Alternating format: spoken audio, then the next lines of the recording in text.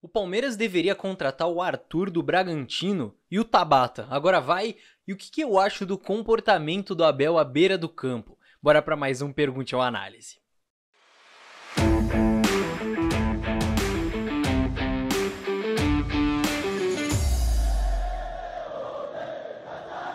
Salve, salve você que acompanha a Análise Verdão aqui no YouTube. Meu nome é Leonardo Suzuki, sejam todos muito bem-vindos a mais um vídeo, rapaziada. Eu queria começar esse vídeo, antes de tudo, agradecendo pela receptividade de vocês em relação ao quadro do Pergunte ou Análise, que eu lancei para a primeira edição, né, digamos assim, na semana passada. Vocês curtiram bastante, vocês participaram, vocês comentaram, então por isso estou aqui trazendo a parte 2. Acho que vai ser bem legal eu trazer esse quadro aqui de tempos em tempos. Não sei se vai ser semanal, mas talvez pelo menos de 15 em 15 dias ali, porque eu acho que é uma oportunidade legal, primeiro, de eu falar mais livremente de alguns assuntos que estão em pauta em relação ao Palmeiras, coisa que não renderia fazer um vídeo só, mas aqui eu consigo meio que juntar várias coisas que são interessantes de conversar, e segundo, para me aproximar mais de vocês, para eu poder trocar essa ideia mais diretamente, responder as perguntas de vocês mais diretamente, enfim. Então, se você não quiser perder os próximos, já começa se inscrevendo aí no canal, certo? E bora para mais um Pergunte ou Análise.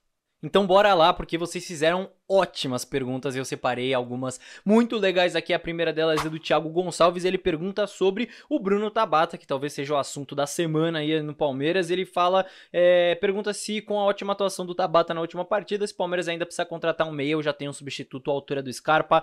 Muito obrigado, Thiago, pela mensagem, pela pergunta, por sempre acompanhar o nosso trabalho. E vamos lá, acho que a primeira coisa que eu preciso falar aqui sobre o Tabata é o seguinte, que ele não estava bem, eu acho que é um fato, todo mundo reconhece, mas para mim o Tabata não estar bem antes disso é diferente de outros jogadores, porque para mim ele é um cara que claramente ainda não atingiu o teto do que ele pode desempenhar aqui no Palmeiras. E eu falo isso porque quando o Palmeiras contratou o Tabata, eu vi jogos dele no Sporting, eu gravei vídeo aqui, tem 2 vídeos aqui de eu falando sobre o Tabata antes mesmo dele estrear pelo Palmeiras, e o que eu vi ele desempenhando no Sporting não é metade do que ele já fez até aqui no Palmeiras. Então eu ainda estou aguardando ele atingir esse potencial máximo que ele pode do que eu vi ele fazendo lá no Sporting, inclusive em jogos de Champions League. É diferente de outros casos, por exemplo, do Atuesta. Pegar esse exemplo, porque o Atuesta é um cara que também é criticado, que também não vem bem e tudo mais. Só que o Atuesta, eu não tenho esperança de que o teto dele, do que ele pode apresentar, é muito maior do que o que ele já fez até aqui pelo Palmeiras. Vocês estão entendendo?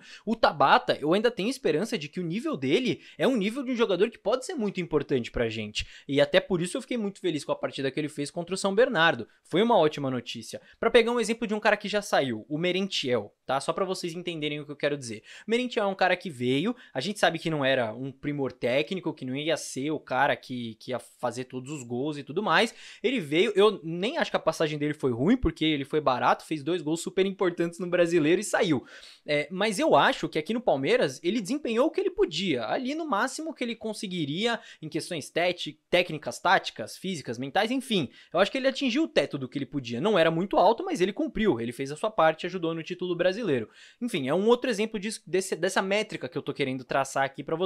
Eu acho que o Tabata ainda não chegou perto do que ele pode apresentar, do que ele já demonstrou que pode apresentar. E como eu disse, a partida contra o São Bernardo é um bom indício, mérito da comissão técnica que preparou ele para isso, preparou ele para esse jogo, né? Se eu não me engano, o Massini vem falando que o Palmeiras, nos últimos 30 dias, o Abel já estava preparando o Tabata para chegar como titular num jogo importante, enfim, mérito para a comissão técnica. E acontece de um jogador que tem um bom potencial técnico não render num clube por N fatores, né? Porque, enfim, são muitas questões que envolvem contexto, cultura do clube, cultura do país, do lugar onde o cara tá morando, a própria vida do cara, como o cara tá, a família, enfim, são N fatores. Mas como eu disse, eu quero acreditar que o Tabata pode atingir o nível que eu já vi ele jogando no Sporting. E, claro, se ele atingir, aí vai ser um baita reforço pro ano, a gente vai ter mais um jogador confiável ali do meio pra frente, que é uma coisa que a gente tá buscando bastante, além do Giovani, certo? E sobre a possibilidade de contratação, se precisa ou não, já já eu falo. Calma aí.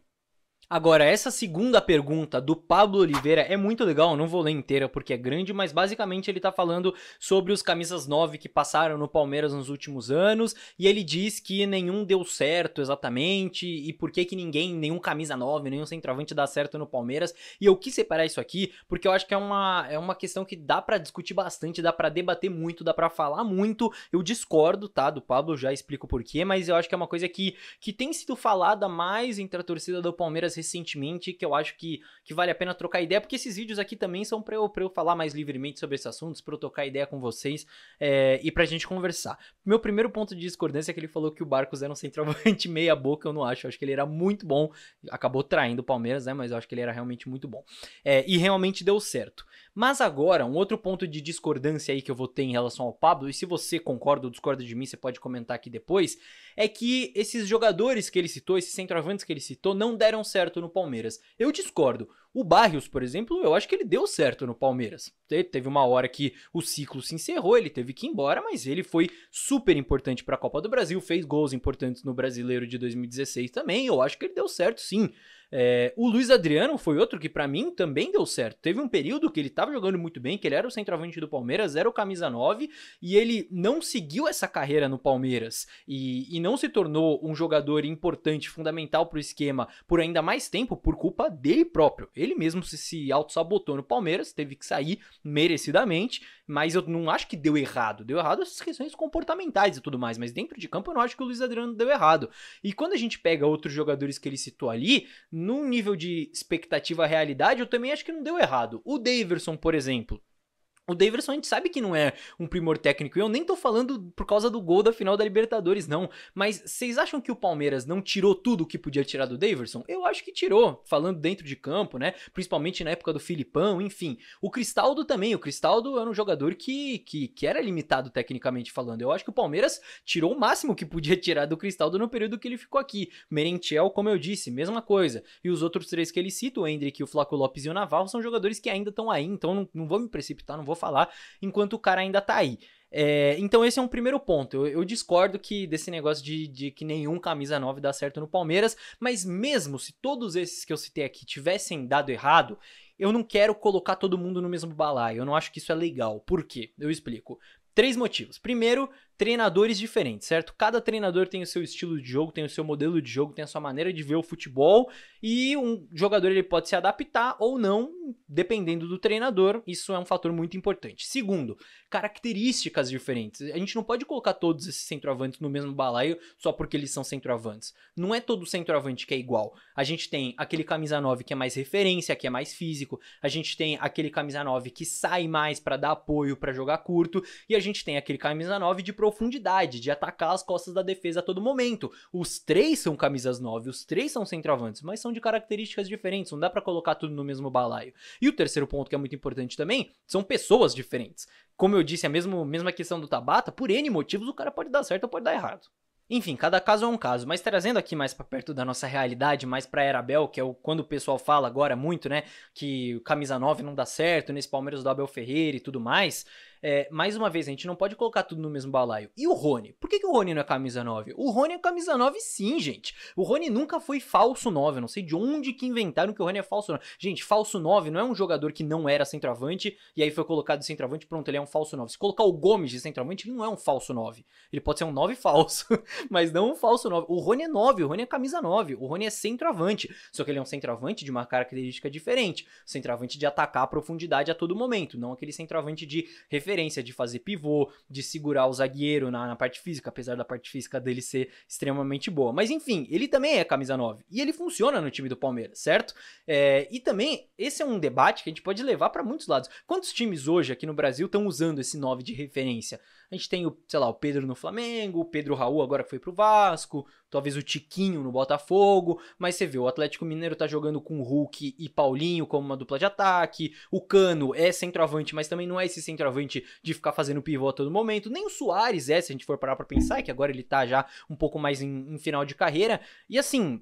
Tudo bem, eu não tô criticando, não tô cravando nada aqui, eu só tô mostrando como esse é um tema que dá muito pano pra manga e dava pra falar aqui o vídeo inteiro sobre. Mas resumindo, eu discordo de que nenhum camisa 9 dá certo no Palmeiras. Muito bem, bora para mais uma então.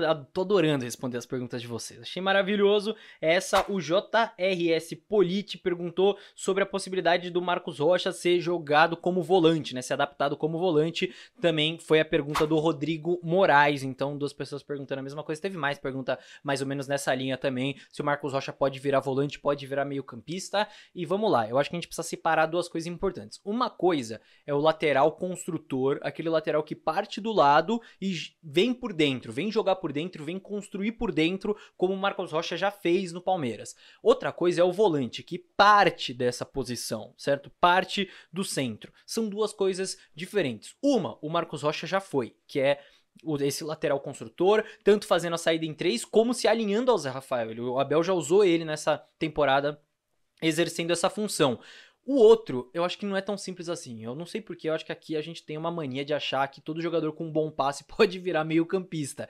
E assim, eu acho que não é tão simples assim. São posições muito diferentes em questão de posicionamento do corpo, em questão de posicionamento com bola e sem bola, em questão de função com bola e sem bola. O Marcos Rocha é um cara que jogou a vida inteira dele como lateral direito. Claro que ele é um cara experiente, ele é um cara que joga pro time, ele é um cara que tem bom passe, que tem boa construção, mas eu acho que não é tão simples assim. Não é porque o cara tem bom passe que ele pode virar volante. Pra mim, o Marcos Rocha é um lateral direito, pode ser um ótimo lateral direito construtor, mas não um volante. Agora eu vou colocar duas perguntas juntas aqui, vocês vão entender por quê. O Valdomiro pergunta sobre o André do Fluminense, se eu gostaria dele como substituto do Danilo, e o Vinícius pergunta sobre o Soteldo do Santos, tá? Eu coloquei junto porque, assim, são dois jogadores que eu gostaria de ver no Palmeiras, acho bons jogadores, mas é totalmente fora da realidade. Esses são dois jogadores que não tem notícia de proposta do Palmeiras, de interesse do Palmeiras, certo? Não vou nem me alongar mais nisso, vou só me limitar a isso, gosto deles, mas nem adianta eu falar porque é uma situação completamente fora da realidade, certo? E já aproveita que você chegou até aqui no vídeo e deixa o like aí, tá? Tem mais pela frente, mas já deixa o like aí pra você não esquecer.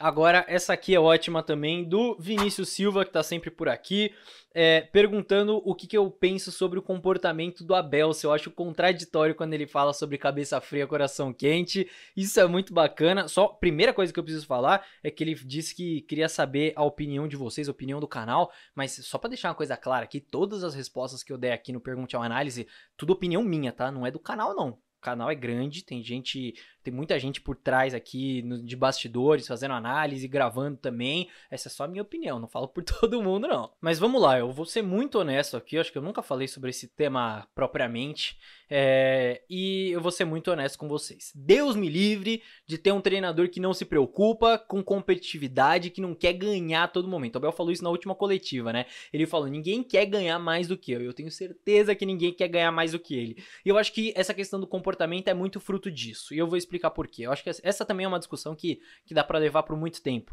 Mas no Roda Viva, quando o Abel foi entrevistado no Roda Viva, uma das primeiras perguntas que fizeram pra ele foi sobre o estilo de jogo, o modelo de jogo dele, como ele vê o futebol, e a resposta que ele dá é muito interessante, e o Abel ele nunca fala as coisas da boca pra fora, tá? Ele diz que ele não tem um modelo de jogo pro futebol, ele tem um estilo de vida. Que o estilo de vida dele, que ele leva, né, pra vida pessoal dele, pra cabeça dele, é o que ele leva também pra dentro de campo. O modelo de jogo dele tem a ver com o estilo dele, a personalidade dele, e a gente vê isso. É um time intenso, é um time vibrante, é um time com mental muito forte, é um time que cresce em jogo decisivo, é um time que sabe o que faz, é um time organizado, padronizado, isso tá muito claro. E pra mim, essa questão da competitividade do Abel, dele à beira do campo, dele querendo vencer a todo tempo, dos nervos à flor da pele, tá ligado a isso, tá ligado a esse estilo de vida de ser competitivo, de querer vencer a todo tempo, a indignação que ele tem ali na beira do campo também tem a ver com isso. Por exemplo, o lance da Supercopa lá, aquele bico, o microfone, muita gente, a maioria das pessoas não pegou o porquê. Ele não tava bravo porque o jogo tava acabando, ele tava bravo porque o Palmeiras teve um ataque ali, uma finalização, era claramente, mas sim, muito claro, um escanteio pro Palmeiras, e o juiz deu tiro de meta pro Flamengo no momento do jogo que o Palmeiras tava vencendo por um gol, e tava no finalzinho, enfim, e ele ficou bravo ali, ele bicou, e assim, exagerou um pouco ali, exagerou um pouco aqui, beleza. A pessoa fala como se o Abel não tivesse assumido isso ainda. toda santa coletiva ele fala, gente. Ele sempre, quando pergunta pra ele sempre fala que precisa melhorar isso e tudo mais. Só que eu acho que esse debate já tá ficando muito raso, a gente precisa ir além, a gente precisa tentar entender essas reações dele e precisa entender a maneira com que ele enxerga o futebol pra gente ir pro profundo dessa discussão. Fora que a gente já chegou num momento em que as reações ao comportamento do Abel já estão muito mais desproporcionais do que as reações do próprio Abel. Vocês perceberam? A gente já chegou nesse ponto e daqui pra trás não tem mais volta, sinto lhe dizer. Mas essas reações que eu digo, tanto da imprensa, então as coisas que saem em colunas, em matérias, depois que o Abel dá um grito, briga com o juiz, dá uma bica no microfone, sei lá, qualquer coisa que ele faz, as reações que a gente vê, enfim, vocês lembram que escreveram sobre o Abel, as comparações que fizeram, enfim, é muito mais desproporcional que a reação dele ali dentro do campo, até porque o Vitor Pereira bicou o microfone quando ele tava no Corinthians também, ninguém falou nada a respeito disso. E tanto da imprensa quanto da arbitragem. Por que eu digo isso? Porque agora o Abel já tá marcado, gente. Agora o Abel, ele fala um A, a câmera já foca nele, aí o narrador já fala lá, o Abel tá bravo, o árbitro já vai conversar com ele na primeira, na segunda ele já tá dando um amarelo, às vezes já tá dando um amarelo na primeira, já tá marcado, agora já pegou essa fama, já era, não tem muito mais o que fazer. Então eu acho que a gente chegou num ponto que a gente vai eternamente discutir qualquer reclamação do Abel à beira do gramado, sem tentar entender o macro disso tudo, sem tentar entender a parte interessante da discussão, que é a personalidade do Abel, que é discutir a importância da competitividade no futebol e de como a personalidade do treinador reflete no time, e isso o Abel não é o único exemplo, as melhorias que a gente poderia ter no futebol brasileiro, por exemplo, em questão de arbitragem, enfim. Resumindo, reclama mais aí, Abel. Vamos lá, indo para a reta final com mais um assunto que está em alta no Palmeiras essa semana, que é Arthur do Bragantino. O Diego fez a pergunta se eu acharia interessante a contratação do Arthur. Dizem que o Palmeiras realmente fez uma proposta pelo Arthur, enfim, é o que está aí em voga. E para mim tem 3 pontos aqui importantes para discutir. Vou ser bem breve, tá? Primeiro, para mim não é a prioridade principal, para mim a prioridade é um volante, pensando no elenco que a gente tem, pensando nas opções que a gente tem para volante, nas opções que a gente tem para meio atacante / ponta, até porque a gente tem 2 pontas canhotos aí com o Tabata e o Giovani. Enfim, não acho que eu não jogaria fora a contratação de um cara ali do meio para frente, não acho que não é importante, mas eu acho que a prioridade número 1 não é essa, tá? Esse é o primeiro ponto. Segundo, o preço que falaram aí, eu acho que tá um pouquinho salgado, tá? 10 milhões de euros pelo Arthur, eu acho que é um pouquinho salgado. Mas enfim, eu também não sou especialista em finanças, o que eu gosto aqui é falar sobre o jogo, falar sobre futebol. E terceiro, se eu fosse colocar aqui uma lista dos meus pontas favoritos no futebol brasileiro, acho que o Arthur não estaria no topo não, tá? Nesse momento. Mas quem tem que gostar é o Abel, certo? Se o Abel pediu, vambora! Mas eu não vou ficar aqui especulando, só saibam o seguinte... Se vier, vai ter vídeo à beça aqui dissecando o jogador e o encaixe dele no Palmeiras, certo? Como sempre, vocês já estão ligados. E para fechar com chave de ouro, meus amigos, o Marcelo Francisco pergunta: quando vão voltar as lives? Saudades de quando vocês faziam toda semana, era bom demais, obrigado, Marcelo. O Marcos também perguntou sobre as lives e... quinta-feira, é isso mesmo. Quinta-feira entraremos ao vivo aqui. A gente combinou essa semana. Vamos abrir uma live. Tamo com saudade? Beleza. Então, quinta-feira à noite, venham com a gente, certo? Uma live aí pra trocar ideia, pra falar sobre o jogo contra o Ituano, pra falar sobre esse Paulistão, pra falar sobre mercado, pra responder vocês, pra falar sobre o que vocês quiserem, trocar ideia. Então, quinta entraremos ao vivo aqui, quinta faremos live, certo? Então, ative o sininho das notificações para não perder. Fechou? Espero você. Enfim, o vídeo ficou grande, eu tentei responder várias, não deu pra responder todas, claro, foram mais de 120 comentários no outro vídeo, mas eu quero tentar trazer sempre esse quadro aqui, porque eu adoro vir responder as perguntas de vocês, eu espero que vocês tenham gostado também mais uma vez, certo? De verdade. E o próximo que eu fizer vai ser com base nas perguntas que vocês mandarem neste vídeo aqui, eu vou sempre fazer isso, tá? O próximo vídeo é sempre com base na pergunta do vídeo mais recente que vocês mandarem aqui nos comentários, então... mandem as perguntas que vocês quiserem que eu responda aqui. E se você não tiver uma pergunta hoje, mas você tiver uma pergunta daqui a alguns dias, vem aqui no vídeo e manda. Saiba que sempre o próximo Pergunte ao Análise eu vou pegar dos comentários do último vídeo do Pergunte ao Análise. Então sempre que você pensar numa pergunta que você queira que eu responda, corre no último Pergunte ao Análise que saiu no canal e manda nos comentários. Fechou?